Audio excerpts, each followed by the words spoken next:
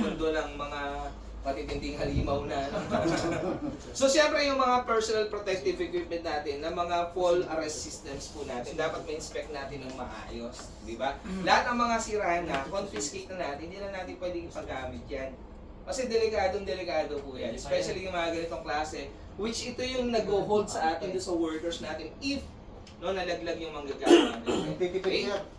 Ito ang tawag dito mga hazardous materials. Okay? So dapat lahat ng mga hazardous materials natin nasa isang area lang. Meron tayong dapat material recovery facility.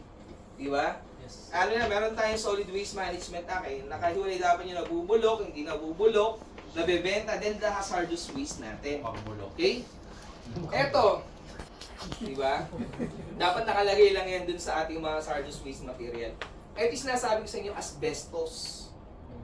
Okay? Pag meron tayong asbestos, di ba? I-contain na natin yan. Hindi na po dapat na-expose yung mga workers natin dyan. And dapat din, meron tayong proper disposal po dito sa DNR. Ang kumukuha po dyan yung mga DNR accredited haulers and treaters po natin. Okay? So ito, bakit na-picturean to? Alagay naman sa isang containers. Makapaw sir eh. Makaapaw, ano pa? Kung makikita nyo, yung containment niya, may butas din dito.